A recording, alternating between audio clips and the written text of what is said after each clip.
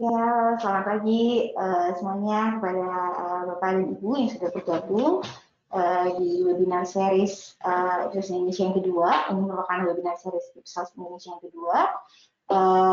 Dengan series webinar tajuknya adalah Speak to the Crowd During Crisis COVID-19. Di mana sesi webinar hari ini adalah sebagai pembuka sesi kita dengan tajuk life stories captured untold digitally. Dimana di sini kita akan membahas sebenarnya apakah dengan perubahan market behavior consumer yang ada saat ini, apakah sebagai marketers kita sebagai company sudah memiliki strategi marketing yang tepat, di mana sesuai dengan perubahan market, perubahan bisnis, perubahan consumer yang ada. Nah, untuk itu di sini telah bergabung bersama kita sebagai pembicara ada Bapak Arif Rahman sebagai Director dari Ipsos Indonesia EU Unlimited Understanding, dan juga Mbak Deni Savitri. Nah, untuk memulai sesi ini saya akan persilakan kepada Mbak Vivi untuk memulai sesi ini. Pada Mbak Vivi, saya persilakan Mbak.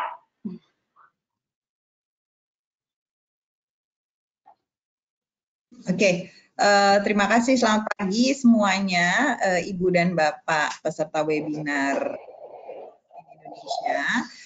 Saya mau menyapa sebetulnya satu persatu format webinarnya, namun tidak mengizinkan sekali. Lain waktu kita arrange format yang berbeda, teman-teman ya, supaya kita bisa interaksi. Salah satu yang kita harus beradaptasi adalah cara komunikasi yang berbeda di saat pandemi seperti ini. Mungkin ini akan jadi bagian dari bagaimana kita berusaha memahami konsumen kita, karena apa yang kita alami adalah apa yang mereka alami juga. Baik, terima kasih sekali lagi. Selamat bergabung. Saya Vivi Diani Utomo atau Diani Savitri nama KTP-nya. Vivi Diani Utomo, saya di Ipsos Indonesia sudah hampir 4 tahun. Sebelumnya saya lama juga di riset semenjak lulus semenjak lulus S1 saya di riset, kemudian latar belakang saya ekonomi sebetulnya, namun kemudian beberapa tahun yang lalu meneruskan di sosiologi. Jadi itu yang sebetulnya sedikit latar belakang tentang saya. Kalau nanti kemudian ada kebutuhan untuk bertanya, silahkan. Kemudian di Ipsos Indonesia, saya di apa yang kami sebut sebagai service line. Service line itu bisa dibilang departemen gitu ya, di bagian riset kualitatifnya. Bersama saya ada Mas Arif Rahman. Arif Rahman sekarang adalah Director dari Service Line Qualitative Research di Ipsos, saya Technical Advisor.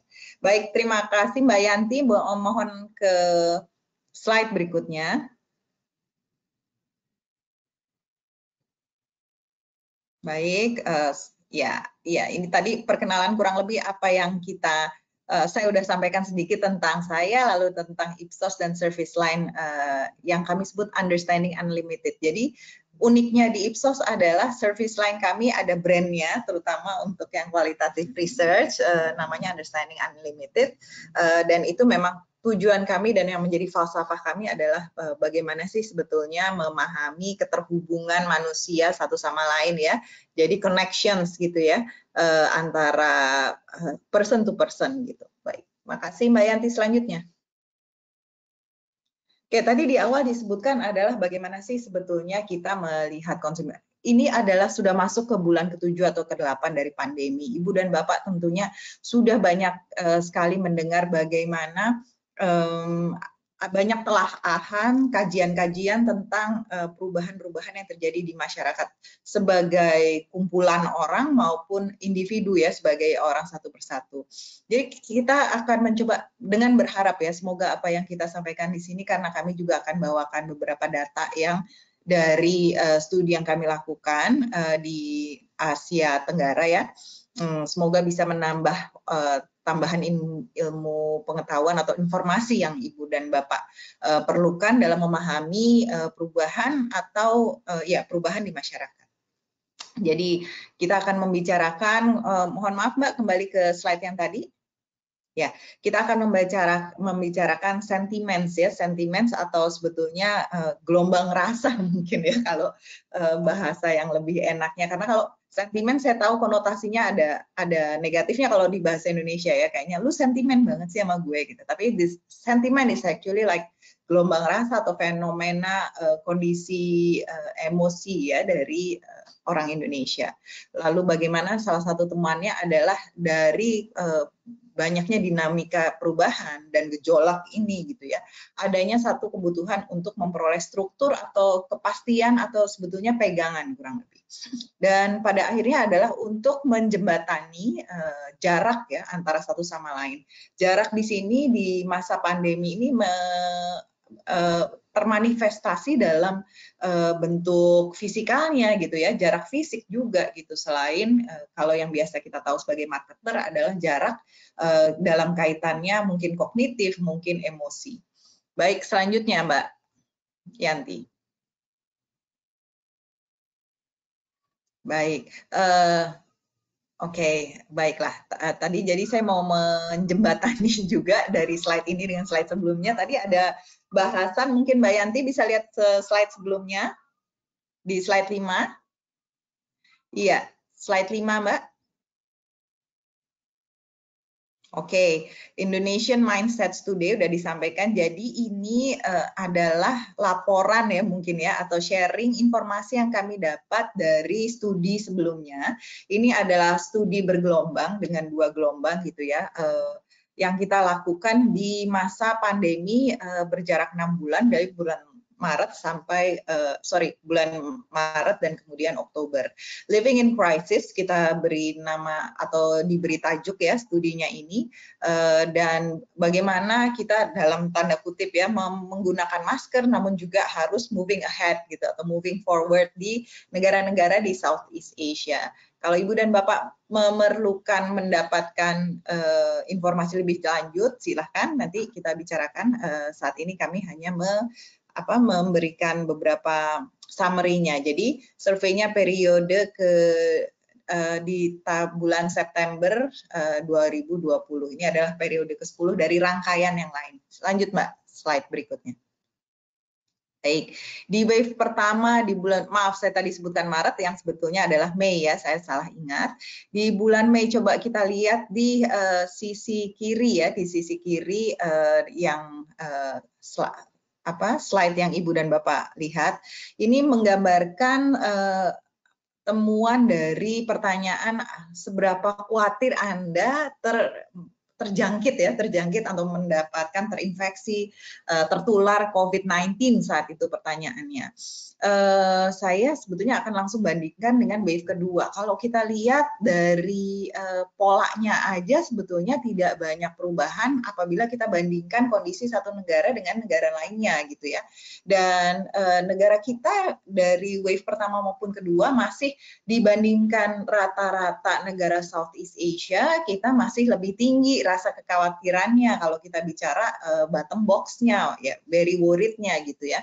Dan kemudian kalau itu dibandingkan dengan rata-rata negara lain, dan kalau kita bandingkan dengan masing-masing negara, kita masih di top 3 yang termasuk khawatir terus ya. Mungkin sekarang Vietnam juga sama seperti kita dibandingkan Singapura dan Thailand yang mungkin mereka less worried gitu ya. Baik, makasih Mbak Yanti. Lanjutnya. Nah, kalau tadi kita lihat bahwa secara umum gitu mereka masih ada kekhawatiran untuk terjangkit atau bisa terjangkit COVID-19. Kita lihat sekarang kemudian apa yang disebut sebagai opsi dari opsi dari ininya ya, apa namanya, penyelamatnya mungkin ya. Kalau di wacana di masyarakat kan kita selalu bicara, oh ya vaksin gitu ya.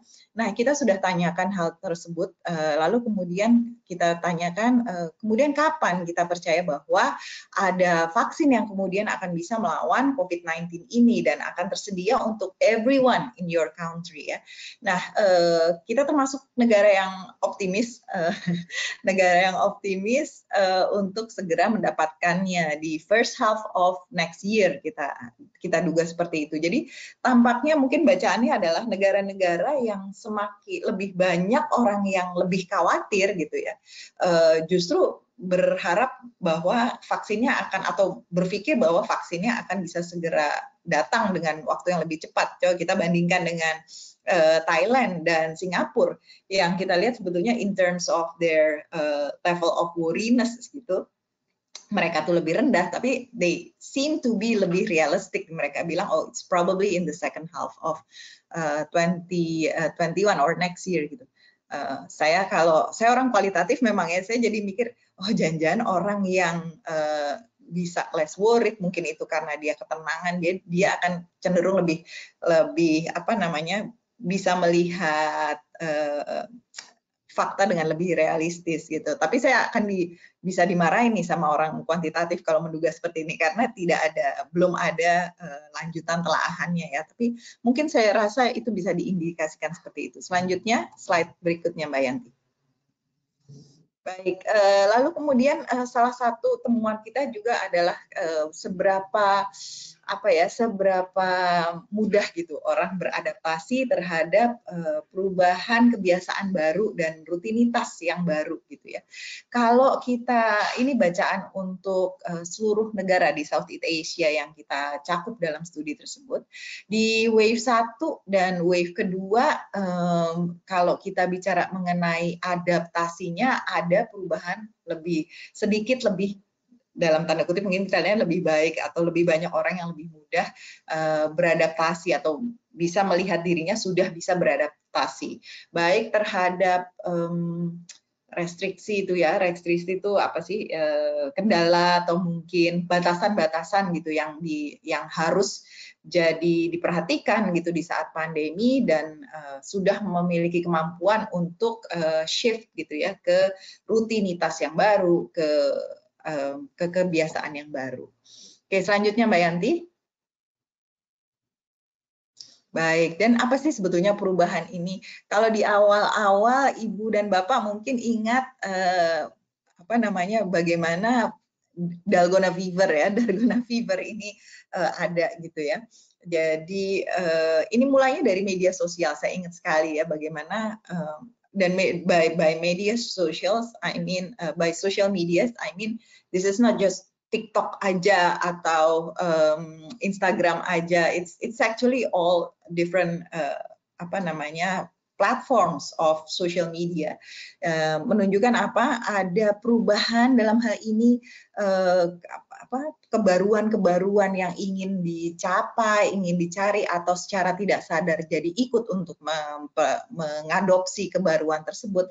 Namun juga ada sesuatu yang kita lihat bahwa dia sama gitu ya, polanya tuh sama, dalam arti people still express themselves through these different social medias gitu. Dan kalau kita mungkin Ibu dan Bapak juga mempelajari bagaimana setiap social media platforms itu memiliki profile of users dan habits yang berbeda. Namun di saat pandemi kemarin terkait fenomena Dalgona, itu all social media platforms are adopting the same thing. So people are expressing themselves through different medias dengan bawaan konten yang sama gitu ya. Jadi there's some changes, there's also something stays permanent juga. Jadi itu yang kita lihat, mungkin ada kebaruan baru, short term novelty, namun juga kita sadari sendiri, dan apabila kita berefleksi terhadap diri kita sendiri, ada hal-hal yang memang tetap berada, tetap memiliki dampak yang lebih jauh gitu ya, atau lebih panjang, jangka panjang gitu. Yaitu bagaimana kita mengatur hidup kita secara secara garis besarnya bagaimana kita mengubah wawasan kita dengan jangka panjang, dalam jangka panjang. Saya mau kasih contoh, sebetulnya salah satunya adalah bagaimana keluarga-keluarga dengan anak di usia yang mungkin sudah lebih sedikit dewasa ya, sudah mulai mengubah atau berusaha mengkomunikasikan perlunya perubahan cita-cita dari anak-anak tersebut. Yang tadinya biasa mikir, oh ya, apa namanya, kamu jadi dokter ya dek, jadi ini ya, terus mereka sekarang di masa pandemi itu bisa melihat bahwa oke, jadi mungkin ada pekerjaan-pekerjaan lain di masa datang yang akan lebih relevan untuk masa depan anak-anak gitu. Kayak contohnya beberapa kumpulan orang tua yang saya temui untuk terkait pembelajaran tentang pandemi ini juga menyatakan bahwa mereka sekarang lebih terbuka terhadap pekerjaan-pekerjaan yang sifatnya artsy, yang sifatnya mungkin kalau sekarang bahkan menjadi content makers gitu ya, content developers yang tadinya dilihat kita, kalau saya dari generation X ya, dari generasi X kita tadinya mikir what is that gitu kan, tapi sekarang kumpulan orang tua ini bisa melihat itu bahwa oh ya, it makes sense sebetulnya dalam kondisi keharusan hidup dengan jarak ya, kurang lebih seperti itu. Selanjutnya Mbak Yanti. Baik, lalu kemudian hal lain yang kita temui adalah persepsi mereka terhadap pendapatan mereka gitu ya, seberapa pendapatan itu terpengaruh dengan kondisi pandemi ini pun kita lihat ada perbaikan di Indonesia, kita lihat bahkan menjadi hanya sepertiganya dari mereka yang menyatakan oke, pendapatan gue berkurang sampai 50% yang cuman setengah dari awalnya gitu ya. Di wave kedua di bulan September ini temuannya adalah hanya sepertiga dari angka atau bacaan di wave pertama yang menyatakan bahwa pendapatan mereka berkurang sampai setengahnya gitu. Jadi berarti ada persepsi yang membaik atau kurangnya kekhawatiran mengenai pendapatannya gitu ya, terkait dengan pandemi. Lanjutnya Mbak Yanti. Baik, lalu kemudian apabila banyak yang menyatakan bahwa pendapatan itu adalah pemasukan maupun pendapatan, karena dua hal itu adalah sifatnya berbeda. Apapun itu pendapatan dan pemasukan, banyak yang menyatakan bahwa dia akan terdampak oleh adanya pembatasan pembatasan jarak, tentang mobilitas gitu ya. Rupanya hal ini sebetulnya tidak ada yang berbeda kalau terkait dengan bagaimana orang melihat bahwa pemerintah akan menerapkan kembali pembatasan mengenai jarak maupun jarak sosial maupun mobilitas ini. Jadi kalau kita hubungkan dengan temuan sebelumnya, bagaimana mereka melihat bahwa income mereka tidak akan sebegitu terdampaknya.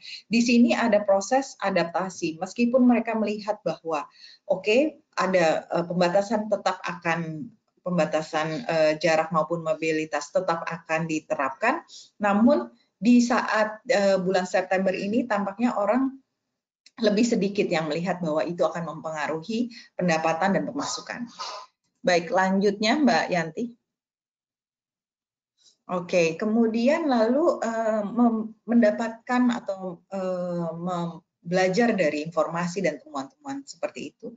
Mungkin benang merahnya adalah kita lihat bahwa dalam pandemi yang sedemikian berbeda atau mengubah kondisi masyarakat ini pun gitu ya, orang meraba-raba dan memiliki tujuan yang sama, yaitu mencari adanya keteraturan, mencari adanya satu struktur ya, sesuatu kepastian yang membuat mereka bisa jadi pegangan gitu ya. Jadi kalau kita bicara mengenai apa sih struktur di sini ya, social structures maupun social orders ini sebetulnya adalah pengaturan yang baru atau organisasi gitu ya dari berbagai faktor di dalam hidup manusia gitu ya, di dalam hidup orang maupun masyarakat. Baik itu pengaturan dalam arti manifestasi fisik maupun yang lebih berupa apa namanya habits gitu ya, berupa habits atau rangkaian aktivitasnya maupun secara social systems itu sendiri. Baik, lanjutnya Mbak Yanti. Baik, lalu tadi kita udah sampaikan, jadi pada dasarnya setiap orang, dan saya akan lebih jauh menyatakan bahwa tidak hanya di masa pandemi ini tentunya ya, bahwa manusia itu secara naluriah mencari sesuatu yang pasti, yang lebih mudah diprediksi gitu ya, karena memudahkan kita adalah mengatur diri kita, mengoperasikan diri kita. Mengoperasikan itu bisa dalam berupa mindset maupun apa namanya tindakan yang sesungguhnya atau tindakan yang real gitu. Baik, selanjutnya. Oke, jadi hipotesa yang kita pegang dan apa namanya hipotesa yang kita pegang di sini adalah satu, bahwa adanya satuan unit terkecil di masyarakat yang akan menjadi pegangan bagi seseorang itu untuk mengatasi perubahan-perubahan dan dalam hal ini perubahan terkait pandemi. Jadi orang akan bekerja sama dalam tanda kutip ya, bekerja sama dan beroperasi bersama dalam satuan unit terkecil yaitu keluarga untuk mengatasi perubahan-perubahan yang ada terkait pandemi. Lalu kemudian kalau itu bicara dari prosesnya dan siapa yang terlibat dalam proses tersebut untuk beradaptasi, kita lihat lebih kecil lagi yaitu unit terkecilnya yaitu individu itu sendiri. Setiap individu yang kita lihat di sini pada skala tertentu terdampak ya, terdampak dan terpengaruh dengan adanya perubahan di lingkungan sekitarnya dan di luarnya, termasuk dalam ekosistem yang besar yaitu global pandemi ini. Selanjutnya, Mbak. Baik, dan proses ini ya, proses usaha untuk beradaptasi, proses memahami bahwa adanya perubahan internal dan eksternal yang harus menjadi faktor yang dipertimbangkan dalam adaptasi adalah satu proses yang bersifat jangka panjang dan terus berlanjut. Maka dari itu sebetulnya betul yang disampaikan Pak Jokowi ataupun pejabat publik lain atau bahkan academicians lain terkait bagaimana masyarakat beradaptasi terhadap pandemi ini. Kita tidak bisa bilang bahwa kita sudah mencapai satu titik kesepakatan dalam tanda kutip ya, titik kesepakatan tertentu bahwa ini adalah normalitas yang baru. Kita belum mencapai itu. Kita masih berubah, berusaha beradaptasi dan berproses bersama gitu ya. Selanjutnya Mbak Yanti. Baik, karena perubahannya menjadi lebih konsisten ya, yang berubah konsistensi perubahan ini gitu ya. Dan skala perubahannya itu bisa menjadi sangat subjektif di setiap orang, maka yang penting bagi kita marketers dan dalam hal ini kami juga peneliti ya, adalah sangat penting untuk lebih memahami secara lebih mendetil, memahami secara lebih mendetil asal perubahan tersebut, bagaimana perubahan tersebut memiliki dampak kepada setiap individu gitu ya, dan kemudian memahami motivasi apa yang ingin dicapai dari perubahan tersebut. Nah, maka itu kita sebut pemahaman mengenai perubahan ini harus lebih dilakukan secara lebih mendetil, lebih granular gitu ya, karena setiap individu itu berubah. Baik, selanjutnya Mbak Yanti. Nah, apalagi yang harus kita waspadai gitu ya. Tadi satu adalah masalah granularity atau kerincian dari analisa perubahan tersebut. Yang kedua adalah memahami durasi atau jangka waktu dari perubahan tersebut, atau paling tidak mengestimasi dan memasukkan dalam pertimbangan durasi perubahan tersebut dan dampaknya. Karena kalau kita bicara masalah dinamika perubahan tersebut, itu bisa bersifat jangka pendek dan bersifat jangka panjang. Namun karena ada apa istilahnya ya, global global fenomena di sini ya, setiap individu bereaksi dengan mempertimbangkan jangka waktu yang tadi saya bilang. Saya beri contoh mengenai ada beberapa kelompok orang tua yang saya temui gitu ya, bagaimana mereka lebih open minded dan seterusnya. Jadi dalam memahami konsumen ibu dan bapak di sini perlu dipahami bagaimana satu perubahan, satu stimulan ya, stimulan bisa dalam bentuk stimulan marketing atau stimulan lainnya, bisa mempengaruhi persepsi mereka untuk kondisi mereka di jangka pendek dan jangka panjang. Kurang lebih seperti itu. Selanjutnya, Mbak Yanti. Oke, hal ketiga yang perlu kita pertimbangkan ya dalam terkait dengan tadi pemahaman kita akan kondisi masyarakat secara umum.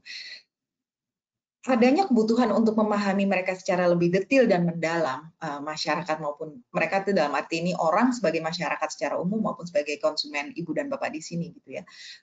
Tadi kita harus memahami mereka secara lebih merinci dan mendalam, kemudian harus lebih mempertimbangkan jangka pendek dan jangka panjangnya. Maka akibatnya apa? Kita mungkin harus menggunakan pendekatan yang beragam untuk mendapatkan informasi tersebut. Kalau dulu mungkin kita bisa dengan observasi mungkin ya, observasi dalam keseharian mereka, satu pendekatan saja mungkin tidak cukup untuk lebih memahami secara merinci dan mendapatkan informasi mengenai dampak jangka pendek dan jangka panjangnya. Maka kita perlu apa yang kami sebut gitu ya sebagai peneliti masyarakat, kita akan harus lebih kreatif untuk menemukan cara yang berbeda sehingga bisa mendapatkan pemahaman yang lebih komprehensif gitu. Terutama juga karena adanya pembatasan interaksi yang bisa kita establish dengan subjek dari penelitian kita, kurang lebih seperti itu. Selanjutnya Mbak Yanti.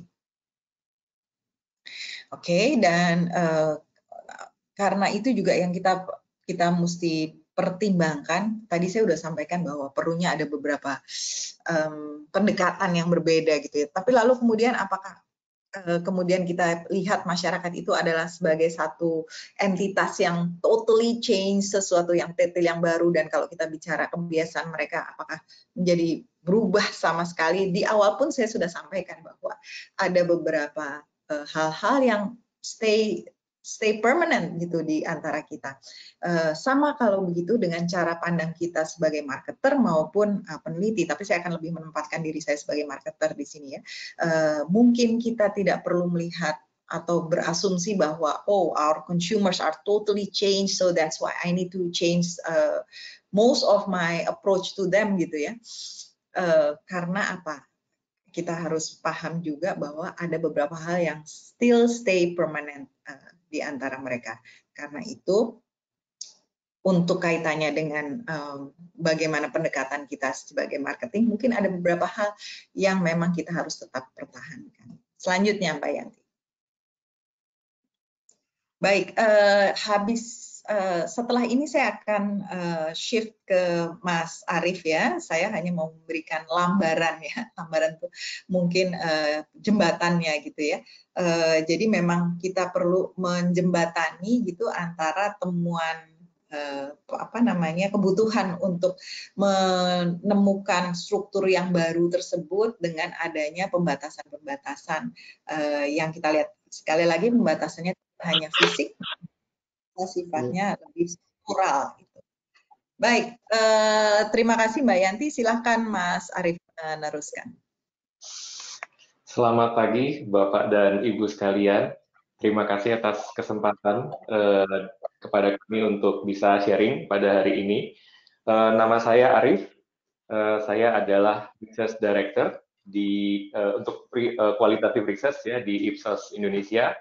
Saya sendiri memulai karir saya sebagai marketing researcher, qualitative marketing researcher itu tahun 2001, dan tahun 2007 sampai 2009 pernah juga bekerja di Ipsos Indonesia.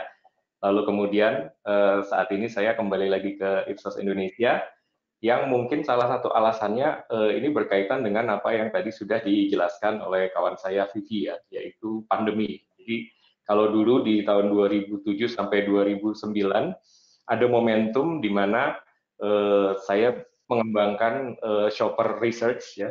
Lalu kalau sekarang saya join ke Ipsos Indonesia lagi karena juga ada momentum pandemi dan ada hal-hal yang menarik yang mungkin nanti akan saya share yang saya dapatkan di Ipsos Indonesia begitu. Terus kalau tadi Vivi sudah menjelaskan mengenai kondisi makro ya, dampak makro dari pandemi terhadap kondisi umum kita, maka pertanyaan berikutnya adalah dampaknya apa terhadap bisnis kualitatif atau qualitative research ya, terutama karena biasanya itu dilakukan secara face to face, FGD, IDI atau home immersion dilakukan face to face, dan banyak klien yang masih mempertanyakan kira-kira apakah reliable, apakah bisa diandalkan ya sama seperti face to face kalau melakukan secara online ya. Nah, kalau saya lihat di Indonesia sendiri dalam hal konvensional kualitatif method seperti FGD dan IDI, kami saat ini sudah melakukannya secara online ya melalui video call karena mempertimbangkan kondisi saat ini baik untuk mencegah penularan COVID-19 maupun untuk mengantisipasi hambatan kalau kita harus keluar kota. Jadi untuk traveling akan beresiko gitu. Jadi saat ini memang kami sudah menerapkan online data collection method untuk bisnis kualitatif ya. Tapi mungkin ada satu hal yang bisa dibilang blessing in disguise sebenarnya. Karena kalau bicara soal perubahan ya, ternyata ada perubahan yang justru sesuai dengan karakter yang sudah dimulai oleh Ipsos Indonesia sebelum pandemi dimulai. Jadi dalam hal ini adalah qual online yang di luar dari focus group atau in-depth interview ya, yang sifatnya etnografik, yang sifatnya tracking tapi secara kualitatif ya. Dan ini akan saya jelaskan dalam slide berikutnya. Baik, oke. Di sini saya akan sedikit membahas mengenai platform online yang dimiliki oleh Ipsos Indonesia. Dan ini salah satu yang menjadi alasan saya kembali ke Ipsos Indonesia adalah karena terdapat platform yang dimiliki oleh Ipsos Indonesia untuk berfungsi sebagai diary ya, yang bisa digunakan oleh responden untuk mengupload teks, video maupun foto tentang kehidupan mereka sehari-hari. Dan karena ini menggunakan media smartphone yang dimiliki responden, maka data collection-nya itu bisa terjadi 24/7. Jadi 24 hour per day and 7 days a week, dan bisa dilakukan saat konsumen itu mengkonsumsi produknya. Nah, ini yang menjadi pembeda dengan konvensional face-to-face focus group discussion maupun IDI. Karena ketika mereka mengupload datanya, mereka merekam momennya, itu datanya masih fresh saat masih menggunakan produk atau setelah menggunakan produk gitu. Dan ini membedakan dengan freshness-nya itu beda dengan kalau dia ditanya setelah beberapa hari kemudian, karena secara teori juga memori kita pasti akan melemah ya atau berubah setelah beberapa hari kemudian gitu, atau setelah beberapa saat setelah momennya lewat gitu. Nah, karena dimiliki oleh Ipsos, maka kemudian data yang diupload sama konsumen ke platform Ipsos ini menjadi milik Ipsos dan milik proyeknya, milik klien. Jadi berbeda karakternya dengan kalau menggunakan platform lain seperti WhatsApp atau Facebook atau platform lainnya di mana datanya mungkin ownership-nya dimiliki oleh platform tersebut atau menjadi milik publik. Nah, dengan demikian kita bisa menjaga confidentiality ya dan aspek strategis ya dari our clients interest ya supaya tidak terekspos ke publik ya. Nah, salah satu yang menurut saya penting ya untuk digarisbawahi adalah karena berdasarkan pengalaman saya menjadi qualitative researcher dan mengembangkan shopper research ya dari tahun 2007 itu saya mendapatkan bahwa konsumen atau kita sebenarnya sebagai manusia itu punya dua aspek dari pemikiran mind ya, dua mind yaitu conscious mind dan subconscious mind. Dan banyak teori dan juga dari praktek gitu ya dari kehidupan keseharian kita, sebenarnya hidup kita dan hidup konsumen itu didominasi oleh subconscious mind. Jadi banyak autopilot program yang ada di subconscious mind ya di neural path-nya kita semua, sehingga ketika menjalani kehidupan sehari-hari kita menjalaninya secara tidak sadar, tidak ngeh gitu. Sehingga kalau dengan demikian subconscious mind ini karena kita nggak ngeh bahwa kita punya hal itu ya, seperti di dalam budaya atau values ya atau motivasi gitu ya. Nah, kadang-kadang menjadi tantangan kalau ingin revealing the subconscious mind melalui metode yang biasa dilakukan seperti FGD maupun IDI. Jadi verbal questioning ya. Nah, sehingga di dalam pengalaman saya mengembangkan shopper research dan etnografi ya, dan juga menyentuh sedikit ke area neuroscience ya, saya mendapatkan bahwa selain data verbal, ternyata subconscious mind ini bisa diakses melalui body gesture ya, melalui konteks dari behavior atau konsumsi yang terjadi saat itu gitu. Dan yang biasa kita lakukan saat melakukan shopper research adalah merekam body gesture itu dan kemudian melakukan konfirmasi kepada konsumen atau responden yang mengalaminya gitu. Dan ini membantu kita dan respondennya juga untuk mengakses subconscious mind sehingga kita bisa punya akses kepada autopilot mode sehingga kita bisa menemukan ya, mendiscover ya, key mechanism, decision making dan lain-lain yang bekerja di dalam subconscious mind itu seperti apa. Dengan demikian tentunya kita bisa mengaplikasikannya di dalam marketing mix ya untuk kepentingan klien-klien kita. Dan ini yang menurut saya blessing in disguise ya. Mungkin kebetulan ya karena pandemi, jadi kita tidak bisa etnografi face to face ya, tidak bisa mengirimkan rombongan researcher dan klien ke rumah responden dan harus mengandalkan smartphone responden, tapi ternyata mendapatkan karakter data yang berbeda dengan kalau mengirimkan tim researcher dan tim klien ke rumah responden. Karena kalau kita mengirimkan researcher, biasanya dengan kliennya bisa ekspatriat, lalu butuh translator, ya. Lalu nanti ada rekruternya juga hadir di situ, datang ke rumah responden, itu biasanya ada efek, intrusif efek, karena kehadiran orang asing di habitat yang natural, dalam tanda kutip, habitat konsumen yang natural, sehingga ada kemungkinan dia tidak bisa berekspresi secara bebas. Gitu.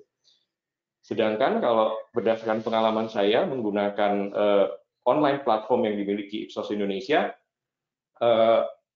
saat responden memberikan data atau memasukkan data, ya, itu hanya ada dia dan smartphone, sehingga kemudian lebih private sifatnya, tidak seintrusif kalau mengirimkan tim secara fisik datang ke their natural habitat. Dengan demikian kita bisa mengcapture, kita bisa mendapatkan data yang bisa menunjukkan subconscious mindnya mereka terekspresi melalui body gesture maupun melalui cara mereka mengatur rumahnya atau cara mereka menggunakan produknya di rumahnya, gitu. Jadi tidak meminta mereka untuk secara verbal menggambarkan, tapi meminta mereka untuk sekedar mengabadikan apa yang secara normal terjadi di lingkungan aslinya. Oke. Dan mungkin salah satu contoh yang sering saya gunakan ya, ini adalah kalau dalam pengalaman saya melakukan shopper research ya, kalau misalnya orang membeli satu produk gitu ya, contoh misalnya snack, ditanya atau kita gunakan verbal data collection, verbal questioning, direct questioning. Kira-kira apa yang terjadi saat Anda berdiri di depan shelf? Nah, jawaban yang biasanya atau sering saya dapatkan adalah dia bilang saya beli ciki-cikian ya, masuk ke toko ambil 2 bungkus, yang satu rasa yang biasa, yang satu rasa yang baru, saya mau nyoba, lalu ke kasir gitu. Kalau ditanya kira-kira berapa lama, ya mungkin nggak sampai 1 menit atau 2 menit gitu ya. Nah, dalam pengalaman melakukan shopper research itu saya pernah merekam responden yang bersangkutan saat dia berbelanja produk snack. Dan dari hasil rekaman videonya terlihat bahwa sebenarnya dia menghabiskan waktu 6 menit, ya 5-6 menit, dan apa yang dia lakukan di dalam rentang waktu 5-6 menit itu, dia berdiri di depan shelf ya dengan jarak tertentu, dia pandangannya scanning ke shelf, terus kemudian membandingkan beberapa kemasan gitu ya, lalu melihat price tag, lalu memasukkan produk tertentu ke keranjang belanjanya, basketnya, lalu mungkin berubah pikiran, dia taruh lagi ke shelf, terus kemudian ada yang menarik buat dia jongkok, terus kemudian ngecek shelf yang bawah gitu, lebih banyak body gesture, lebih banyak interaksi dengan kemasan, ya, interaksi dengan promo, interaksi dengan marketing mix ya, yang ada di immediate surrounding-nya dia saat itu, yang itu masuk ke subconscious mind. Jadi ketika dia bilang, oh hanya beli ciki-cikian 1 menit terus keluar, itu bukan karena dia bohong, tapi karena sebagai manusia kita semua itu memiliki keterbatasan dalam hal mengakses subconscious mind, tempat autopilot kita direkam gitu ya, atau beroperasi gitu. Sehingga kita semua, termasuk konsumen, termasuk saya, itu membutuhkan media supaya bisa melihat atau bisa mengakses subconscious mind diri sendiri gitu. Dalam hal ini kita gunakan rekaman CCTV atau rekaman video, sehingga kemudian researcher dan responden sama-sama discovering something new. Oh ternyata memang apa yang terjadi itu lebih banyak gitu, dan bisa saling berdiskusi. Oh saya waktu itu jongkok karena ada warna tertentu. Warna tertentu itu artinya diasosiasikan dengan brand tertentu atau diasosiasikan dengan flavor tertentu gitu. Dan mungkin ternyata saya berdiri scanning the shelf beberapa menit karena sebenarnya saat itu lagi bingung. Karena banyak sekali warna, banyak sekali varian ya, sehingga malah menyebabkan decision making prosesnya lebih sulit dan agak paralyzed dalam tanda kutip ya, temporary paralyzed gitu.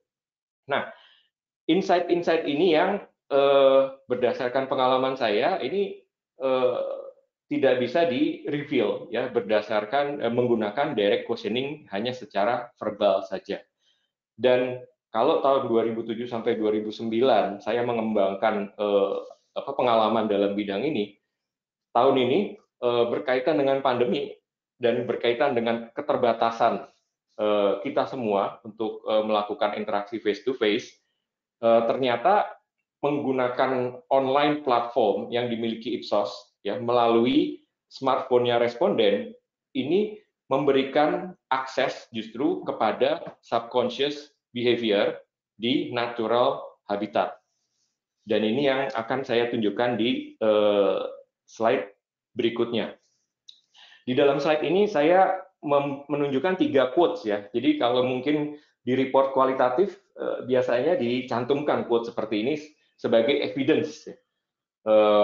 untuk mendukung argumen atau insight ya yang didapatkan oleh qualitative researcher dan akan menghasilkan rekomendasi-rekomendasi kepada kliennya. Jadi ketika berbicara mengenai dampak pandemi ya, ini adalah hasil dari salah satu online community yang dimiliki oleh Ipsos ya. Respondennya mengatakan kegiatan tambahan ya adalah jadi guru karena anaknya school from home gitu. Lalu dampak yang lain adalah hobinya masak ya. Tapi dengan adanya pandemi, anak-anak dan suami ya karena di rumah terus jadi sering minta dimasakin menu yang mereka mau gitu. Jadi ada penguatan dalam hal hobi yang mungkin sebelum pandemi itu tidak seintens itu. Lalu yang ketiga, menemani anak bersepeda di pagi hari ya, bersepeda jadi alasan anak-anak biar bisa keluar rumah. Sehingga menggambarkan bahwa ada kebutuhan untuk mengatasi kejenuhan dan mendapatkan variasi gitu. Nah, tapi kalau ini mungkin sekedar challenge ya. Kalau kita hanya melihat quotes seperti ini, tentunya interpretasi terhadap quotes ini akan sangat dipengaruhi oleh kita sebagai audiens. Ya. Saat saya mempresentasikan ini di ruang presentasi ya, mungkin akan dipengaruhi oleh karakter audiens yang hadir di ruang presentasi yang mungkin sosial ekonomik statusnya berbeda, budayanya berbeda, gitu ya, sehingga untuk mengambil kesimpulan dan tindakan yang harus dilakukan ya berdasarkan insight ini, different audience with different background itu bisa terjebak dalam multi interpretation gitu ya. Masih ada perdebatan. Gitu. Nah, di sini yang menurut saya menjadi satu kelebihan ya kalau kita menggunakan metode online kualitatif karena kalau kita lihat, ini adalah foto-foto yang dihasilkan oleh responden yang mengeluarkan komentar ini, ya, menyatakan hal-hal tadi. Jadi kita lihat ada body gesture, ada cara dia mengatur ruangan, ya, setting ruangan, itu menyatakan sesuatu tentang karakter segmen ini, gitu. Konsumen ini, seperti apa kira-kira karakter orangnya, lalu bagaimana dia berinteraksi dengan anak-anak, gitu. Sehingga apa yang menjadi insight ya dalam kata-kata itu sekarang menjadi lebih holistik. Sehingga ketika kita atau brand manager atau misalnya creative team harus menginterpretasi insight-nya kepada execution, kepada marketing mix, marketing action gitu ya, kita jadi lebih akurat, jadi lebih dekat dengan karakter responden, karakter konsumen yang sesungguhnya. Jadi menolong untuk tidak terjebak pada bias audience yang melihat quotes tadi, gitu ya. Dan ini biasa kita lakukan di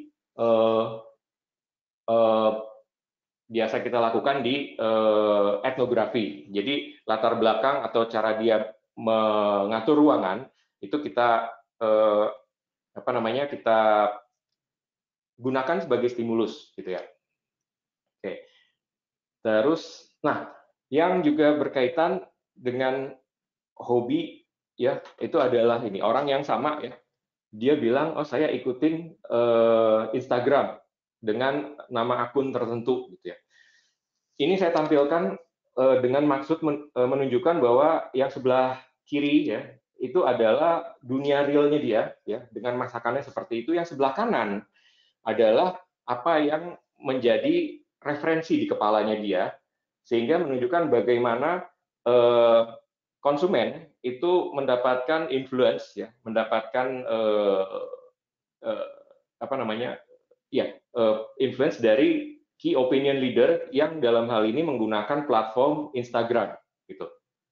Nah, ini juga bisa kita dapatkan dari detail ini bisa kita dapatkan dari online kualitatif. Terus ada juga yang bilang saya punya tugas sekolah untuk masak ternyata ayahnya bisa masak. Jadi ada discovery. Terus ternyata saya bisa bikin cookies ya, dan dia mengupload video. Semoga videonya bisa muncul di tempat teman-teman ya. Oke. Dan kemudian ada juga yang bilang nyetok makanan. Jadi karena kalau keluar rumah kan takut tertular gitu, harus pakai masker segala macam, sehingga shopping tripnya berubah. Jadi nyetok makanan lebih banyak ya sebagai persediaan. Terus ada juga yang menggunakan skincare yang tadinya tidak intens, malah jadi intens gitu. Tapi ada juga yang sebaliknya. Kalau sebelum pandemi itu saya menggunakan skincare atau kosmetik untuk perform di depan orang lain, nah sekarang saya menggunakan personal care untuk memanage mood saya di rumah dan untuk marking bahwa saya memulai hari gitu. Jadi ada sense of progression. Nah, ini mungkin detail-detail yang menurut saya berkaitan dengan kategori role dan kategori behavior dan mungkin akan mempengaruhi purchase decision tree ya, yang mungkin juga akan at the end of the day akan berkaitan dengan atau berdampak pada marketing mix kita. Yang berikutnya ini adalah produk yang berkaitan dengan suplemen. Ini juga merupakan data dari online community kita ya. Saya tidak akan membahas secara detail untuk apa yang dikatakan, hanya untuk menggunakan ini sebagai deskripsi saja. Juga kita melihat school from home, gimana anaknya harus rebutan, dalam tanda kutip ya, rebutan komputer dengan ayahnya yang work from home. Dan juga terdapat peningkatan kuota internet yang tadinya hanya beberapa ratus megabyte, sekarang dia harus menghabiskan 2 gigabyte per hari karena nonton YouTube dan membuka website. Nah, ini juga menunjukkan potensi touch points ya, potensi influencer, kanal-kanalnya menjadi bergeser dari yang konvensional kepada yang baru ya. Dan saya ingin menunjukkan ini, fokus di tengah ini adalah proyektor. Jadi ini adalah gambar yang diupload kamar dari responden ya.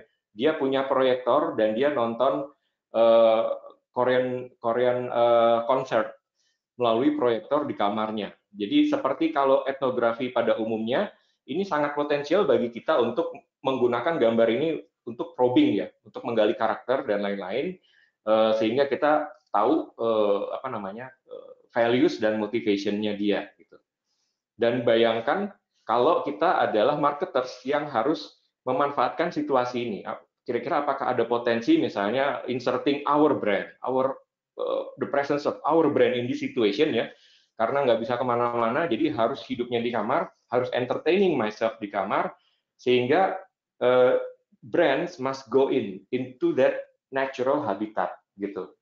Dan ini yang menurut saya menjadi kekuatan dari online kualitatif.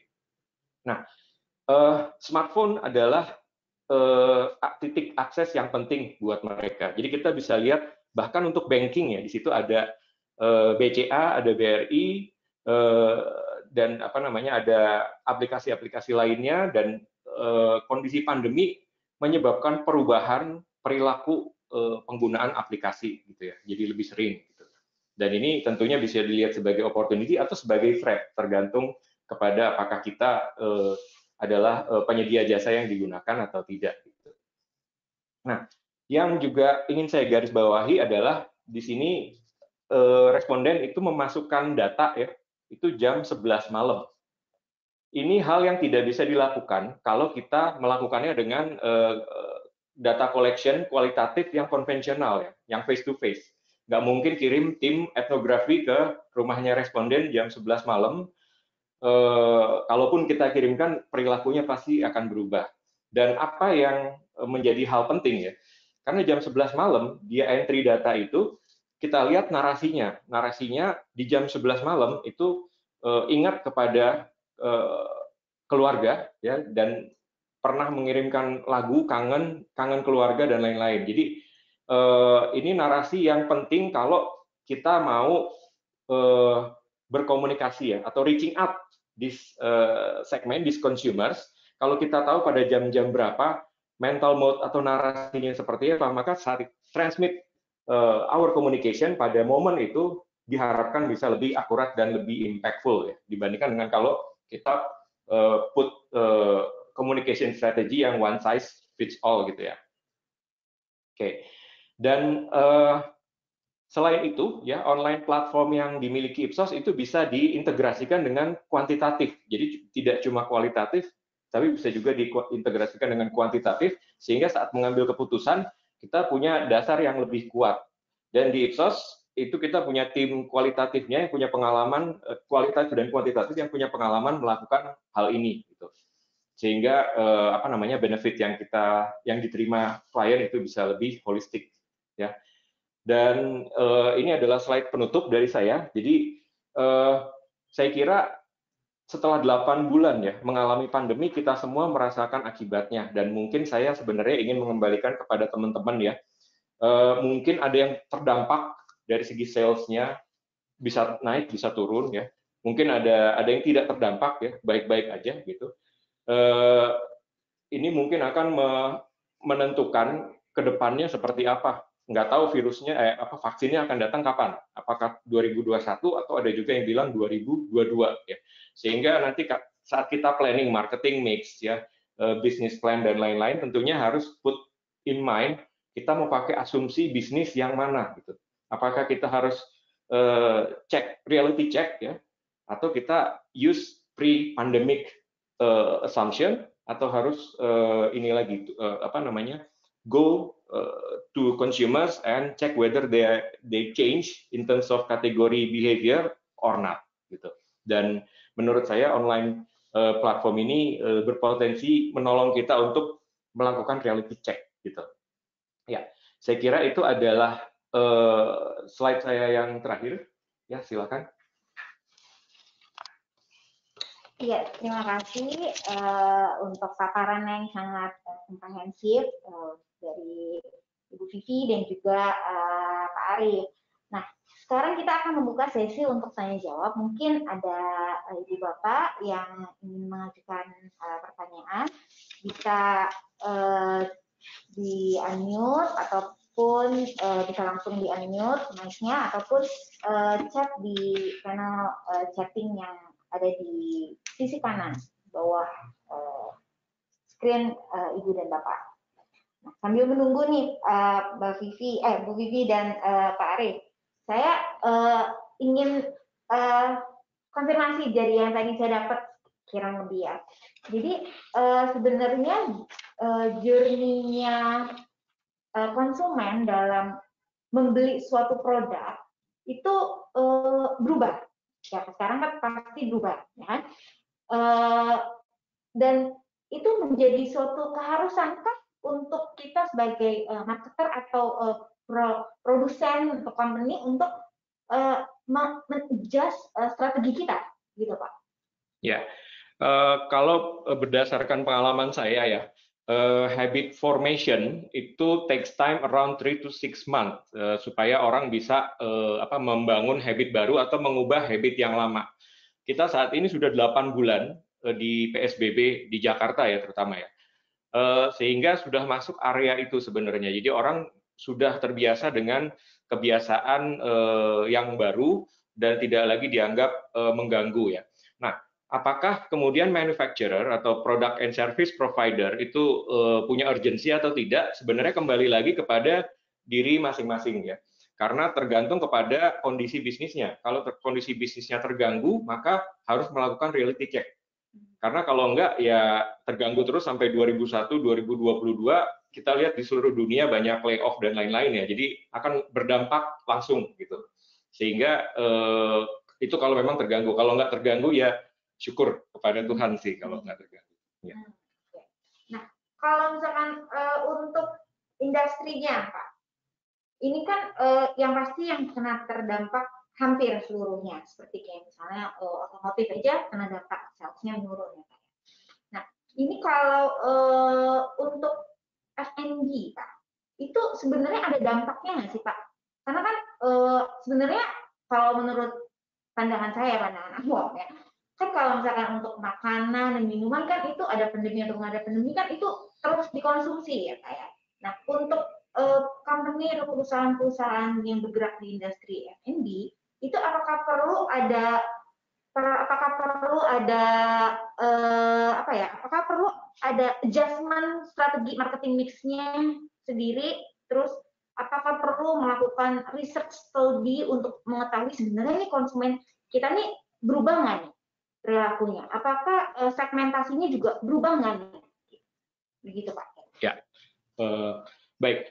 Salah satu hal yang menarik yang saya pick up dari online community yang tadi saya sempat share adalah semua orang sekarang masak di rumah, ya. Baik itu sebagai kebutuhan karena takut tertular COVID, atau mengembangkan hobi, atau ingin pamer ya kepada keluarga maupun social network-nya di sosial media. Tapi intinya masak di rumah dengan penghayatan yang berbeda-beda, mungkin tergantung segmennya gitu ya. Nah, artinya apa? Ini bisa dilihat sebagai opportunity, bisa dilihat sebagai threat. Kalau kita bisnisnya adalah di bidang bahan makanan, ya, then it is opportunity. Tapi kalau kita bisnisnya di bidang misalnya restoran, then this is a threat gitu. Karena yang tadinya makan di luar sebagai family trip ya, sekarang kemudian terjadinya di rumah ya, dan ibunya atau ayahnya masak, mengambil resep, mengeksplorasi resep dari Instagram atau sumber lainnya, dan kemudian habis masak biasanya difoto, diupload gitu. Nah, sehingga itu menjadi pola interaksi baru, eating out menjadi eating at home, tapi konteksnya atau hidangannya atau menunya atau cara presentasinya seperti restoran gitu. Nah, tentunya lagi-lagi tergantung kepada bisnis atau produk kategori masing-masing klien, bisa itu sebagai opportunity atau itu sebagai threat atau tidak berkorelasi sama sekali gitu. Ya, oke Pak. Mungkin dari Ibu Vivi ada yang mau ditambahkan? Lebih sama Mbak, sebetulnya bereaksi terhadap pandemi itu sebetulnya sama dengan bagaimana kita atau marketers maupun producers, manufacturers bereaksi terhadap masyarakat pra-pandemi. Sebetulnya sama, karena masyarakat selalu berubah, selalu punya dinamikanya. Jadi yang menjadi lebih penting di saat pandemi ini adalah perubahan itu bisa jadi lebih cepat, bisa lebih mendalam, bisa berjangka lebih panjang, kurang lebih seperti itu ya. Jadi bagaimana kita bereaksi pun harus berbeda, dan cara untuk menanggapi dan menangkap perubahan tersebut juga jadi berbeda, kurang lebih seperti itu. Bahwa masyarakat dan adanya dinamika sosial yang membuat karakter mereka berbeda itu selalu ada. Cuma di pandemi ini lebih penting untuk lebih secara konsisten berusaha menangkap perubahan tersebut, menangkap dan memahami perubahan tersebut. Gitu Mbak Yanti. Palingan dari saya itu kurang lebih sejalan dengan apa yang dinyatakan Mas Arief tadi. Oke. Jadi untuk online community yang tadi Pak disampaikan itu sangat menjadi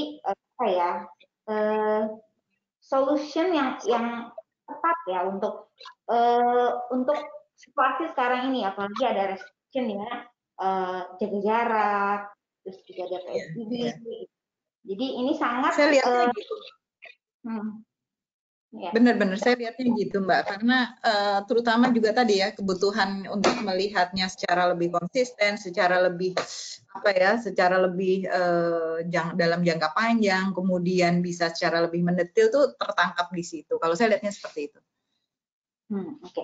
Mbak atau Pak Arief, saya juga mau tanya nih, kalau misalnya nih, ini solution ini tuh untuk industri apa aja? Apakah seluruh industri atau beberapa atau segmented industri? Cocoknya kira-kira ini, gitu. Mungkin Pak Arief atau Mbak Vicky? Saya dulu. Oke.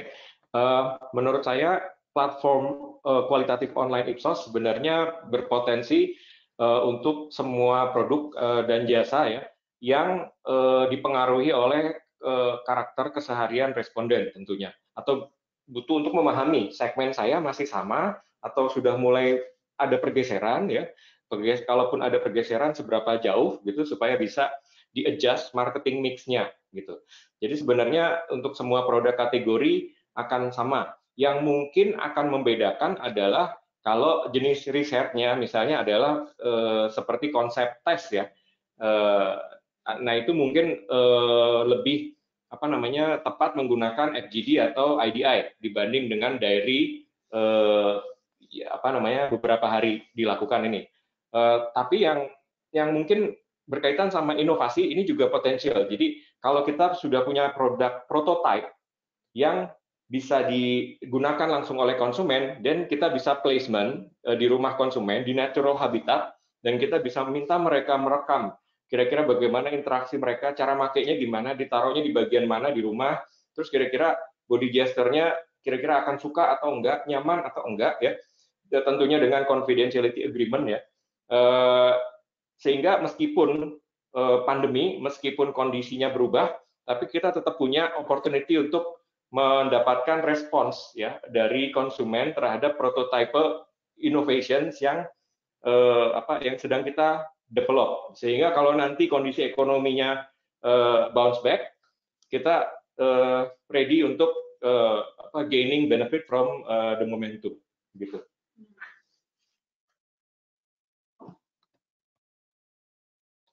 Iya, terima kasih untuk jawaban-jawaban yang tadi dari dipaparkan oleh Pak Arif maupun oleh Ibu Vivi. Sekarang kita sudah sampai di penghujung sesi kita pada hari ini. Mungkin apabila Ibu atau Bapak ada pertanyaan, mungkin bisa dikirim ke email Pak Arif ataupun Ibu Vivi. Emailnya yang tertera di screen. Untuk deck nanti akan kami kirimkan setelah acara ke email Bapak dan Ibu. Sekali lagi kami mengucapkan banyak terima kasih atas kesediaan dan waktu Bapak dan Ibu berpartisipasi dalam sesi webinar kita.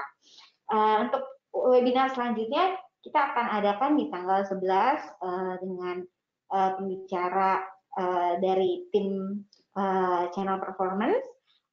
Itu juga merupakan men-share juga bagaimana kiat-kiat bisnis company untuk bisa struggle bahkan stand up ya di masa-masa pandemi ini. Oke, sekian dari saya. Terima kasih untuk partisipasinya. Sampai jumpa di kesempatan mendatang. Terima kasih. Terima kasih semuanya. Stay safe, stay healthy. Selamat pagi. Terima kasih. Terima kasih.